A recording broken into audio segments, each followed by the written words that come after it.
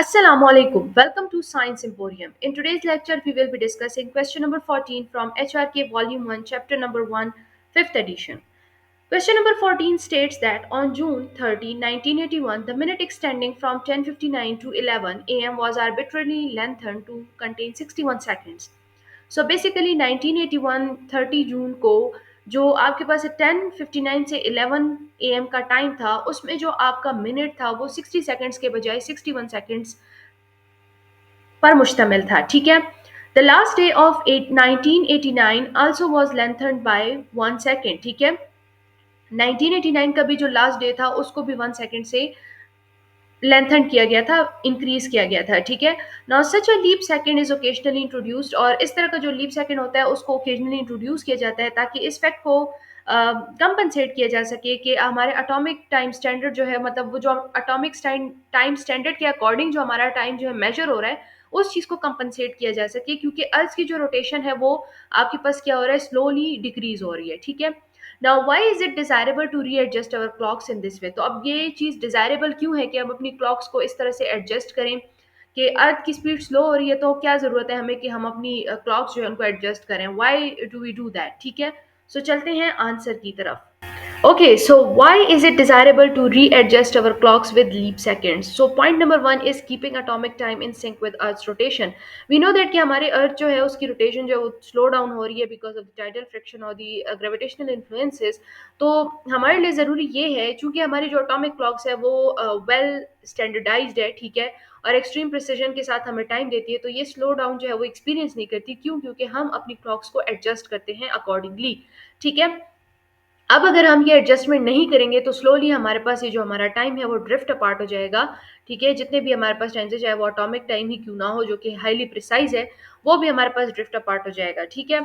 Second point हमें कहता है प्रिवेंटिंग लॉन्ग टर्म मिसअलाइनमेंट, ठीक है। अब ये जो हम एडजस्टमेंट करते हैं ये हमें लॉन्ग टर्म मिसअलाइनमेंट से बचाती है।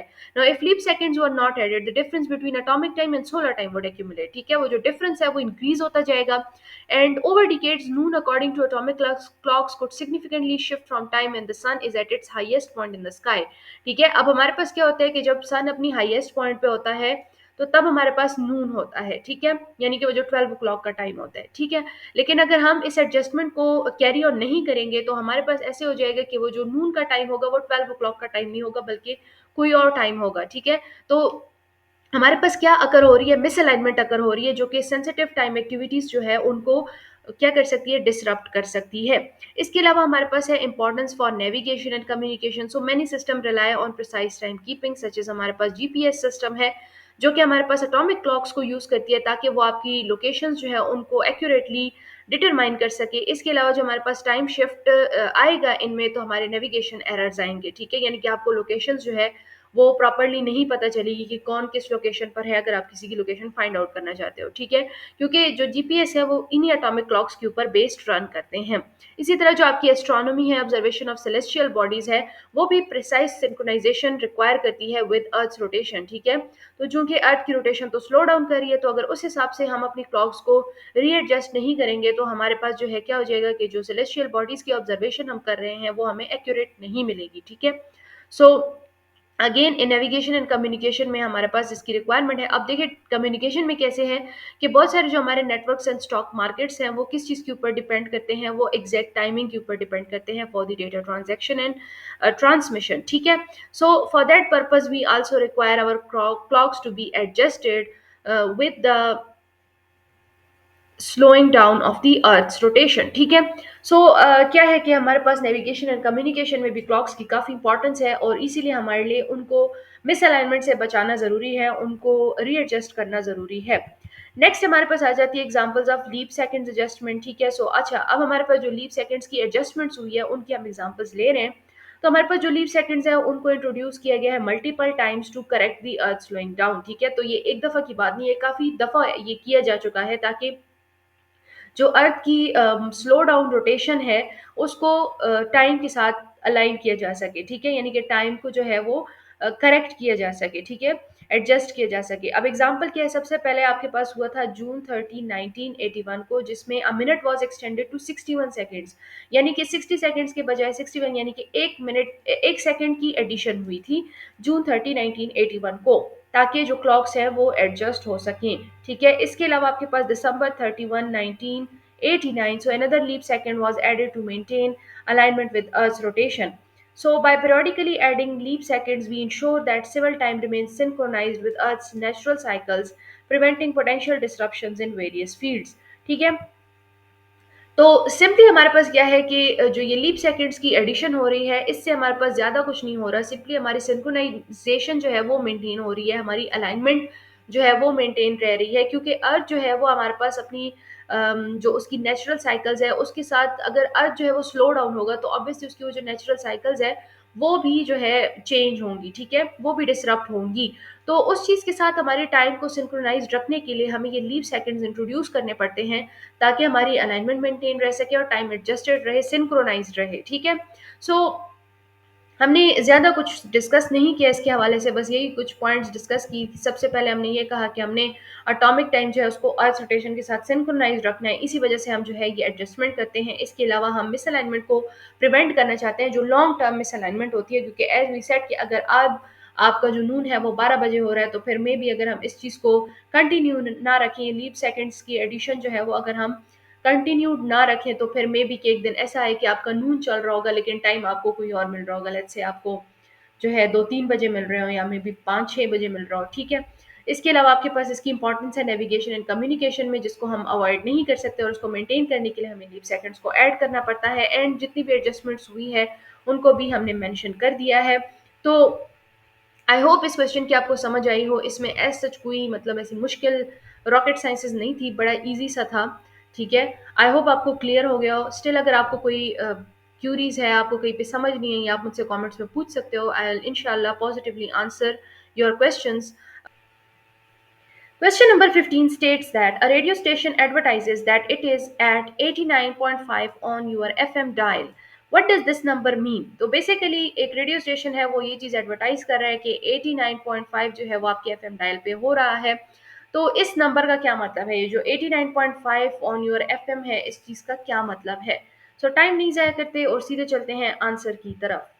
Okay, so the number 89.5 on the FM dial refers to the frequency at which radio station broadcasts. ठीक है, ये जो आपके पास 89.5 on the FM dial आ रहा है, ये बेसिकली आपकी रेडियो स्टेशन जिस फ्रिक्वेंसी के ऊपर ब्रॉडकास्ट कर रहा है उस चीज़ को रेफर करती है।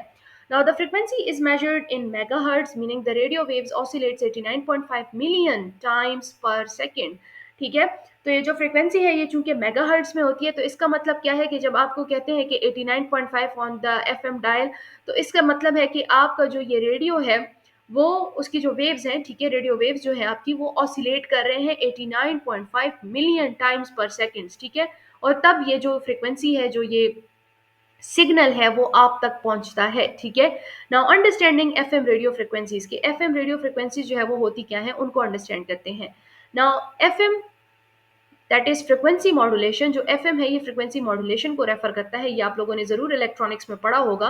सो FM that is the frequency modulation radio stations operate with in a specific frequency range. ठीक है, इनकी एक स्पेसिफिक फ्रिक्वेंसी रेंज होती है जिसमें ये ऑपरेट करते हैं। मोस्ट कंट्रीज में जो एफएम बैंड होता है वो स्पैन करता है फ्रॉम 88 मेगाहर्ट्ज टू 108 मेगाहर्ट्ज। ठीक है, अब देखें कोई ऐसे भी रेडियो स्टेशन हैं जहाँ पे जो रेडियो वेव्स है 108 मिलियन टाइम्स पर सेकंड जो है वो वाइब्रेट करते हैं, ऑसिलेट करते हैं। So quite fascinating. फिर इसके अलावा आपके पास each station is assigned a unique frequency. ठीक है, हर एक स्टेशन को अपनी एक यूनिक फ्रिक्वेंसी जो है वो असाइन की जाती है, टिपिकली जो कि एंड करती है ऑन 0.1, 0.3, 0.5, 0.7 और 0.9। ठीक है, in some regions. Now when a station advertises itself as being at 89.5 on your FM dial, it means that the listeners can tune their radio to 89.5 megahertz to receive its broadcast. तो basically जब वो आपको ये बोल रहा होता है कि 89.5 ऑन योर डायल, तो मतलब कि वो उसी चैनल के ऊपर, उसी फ्रिक्वेंसी के ऊपर जो है आपको ब्रॉडकास्ट जो है वो पहुंचा रहे हैं। ठीक है, जो आपकी रेडियो वेव्स हैं वो आपको उसी चैनल पे मिलेंगे, तो आपने जो है अपने आप को 89.5 पे ट्यून कर देना है। ठीक है, दैट इज आपका जो ब्रॉडकास्ट है वो आपको 89.5 मेगाहर्ट्ज वाले चैनल पे मिलेगा।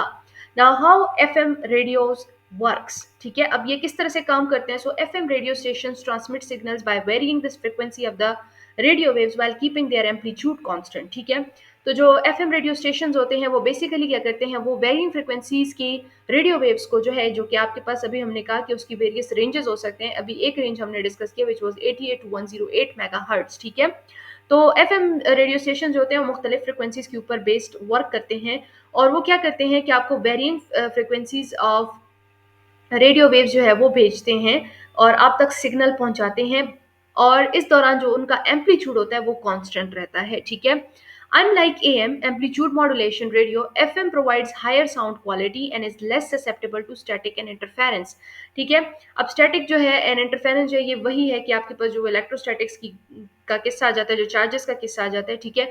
तो उस चीज़ के लिए ये लेस ससेप्टेबल होता है जो आपका एफएम होता है, ठीक है। और इसकी जो साउंड क्वालिटी होती है वो भी बहुत अच्छी होती है कंपेयर टू एएम।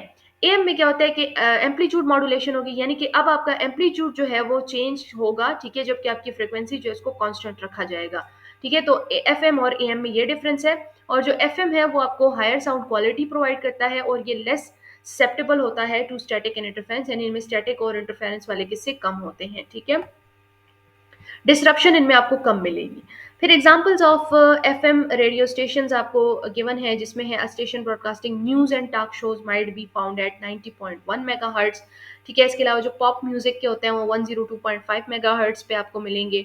इसके अलावा जो क्लासिकल म्यूजिक होती है वो आपको 95.7 मेगाहर्ट्ज पर मिल सकते हैं, ठीक है। हर एक स्टेशन जो होती है उसकी अपनी फ्रिक्वेंसी होती है, और वो इंश्योर करते हैं कि मल्टीपल स्टेशन जो है वो को एग्जिस्ट कर सके विदाउट इंटरफेयरिंग ईच अदर, ठीक है। अब ऐसे भी हो सकता है कि मतलब अगर इस जो यहाँ पे हमने इंटरफेरेंस की बात की है कि लेस इंटरफेरेंस, तो ऐसे भी कभी कभार हो जाता है कि आप एक स्टेशन पे एक ब्रॉडकास्ट सुन रहे होते हैं और दरमियान में आपके पास कोई और साउंड जो है वो आना शुरू हो जाती है, तो ये बेसिकली इंटरफेरेंस होती है।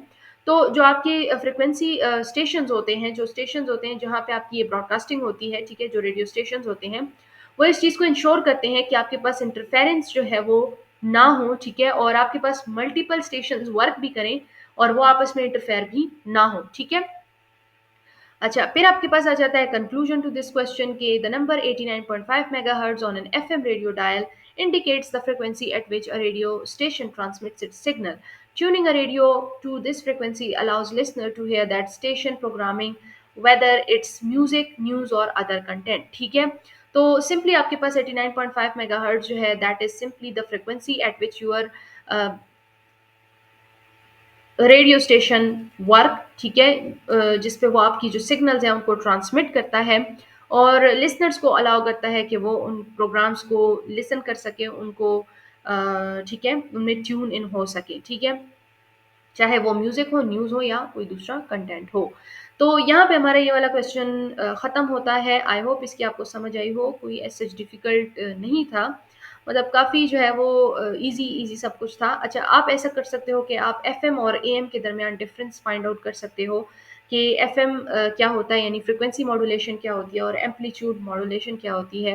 And if you want me to discuss it और teach you, then please comment down and मैं आपको रिस्पॉन्स दूंगी, मैं इस पे वीडियो बना लूँगी, ठीक है। और please do like and subscribe the channel, ठीक है, वीडियोस को लाइक करें, चैनल को सब्सक्राइब करें, और जितना ज़्यादा शेयर कर सकें शेयर करें, ताकि हमारे जो सब्सक्राइबर्स हैं वो 1000 तक पहुंच जाएं। और please do watch till the end, एक एक चीज़ आपके लिए इंपॉर्टेंट है for learning purpose and for the channel support, ठीक है। सो मिलती हूँ मैं आपसे नेक्स्ट लेक्चर में, जिसमें हम इंशाल्लाह डिस्कस करेंगे नेक्स्ट क्वेश्चन को, मे बी 2 क्वेश्चंस। सो मिलती हूँ मैं आपसे नेक्स्ट लेक्चर में। टिल देन टेक केयर, अल्लाह हाफिज़ एंड थैंक्स फॉर वॉचिंग।